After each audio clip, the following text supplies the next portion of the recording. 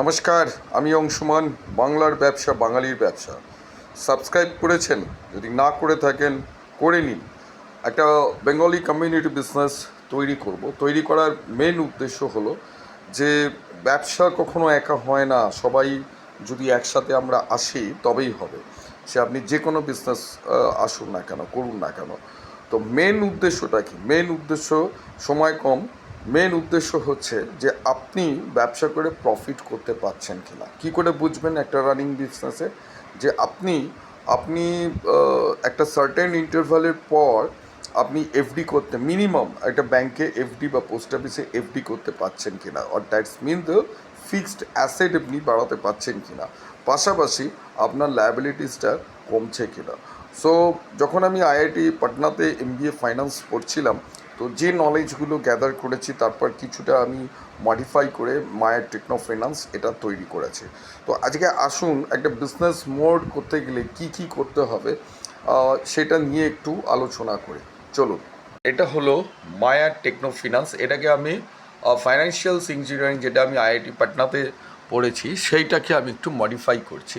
তো মডিফাই করে that is আমি এটাকে বলছি ফাইন্যান্সিয়াল ইঞ্জিনিয়ারিং। একটা বিজনেসের ক্ষেত্রে আপনার কোমরের জোর কতটা আছে সেটা তখনই প্রমাণিত হবে কতটা আপনার ক্যাপিটাল আপনার হাতে আছে। ওকে, সো ফার্স্ট আমাকে ক্যাপিটালসটাকে তৈরি করতে হবে।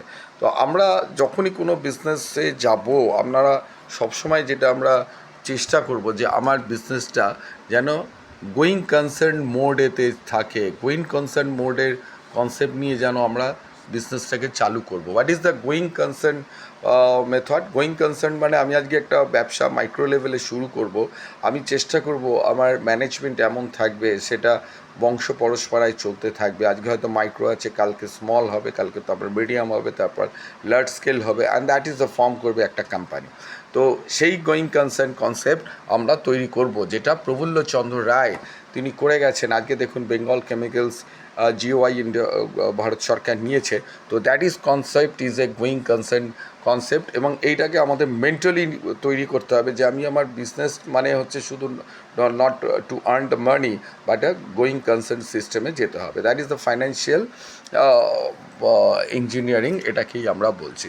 আমি রিয়েল এস্টেট রিলেটেড কনস্ট্রাকশন নিয়ে কথা বলছি, এবং সো দ্যাট আমার এই ভিডিওগুলো দ্য প্রজেক্ট ম্যানেজমেন্ট সিস্টেম নিয়ে আমরা কথা বলবো, এবং আমরা চেষ্টা করব যে কিভাবে ক্যাপিটাল গ্রোথ করব। এটাকে কন্টিনিউ করব এই ভিডিওতে। 3 মিনিট করে ভিডিও থাকবে। পরের ভিডিওতে আমি আসবো যে কী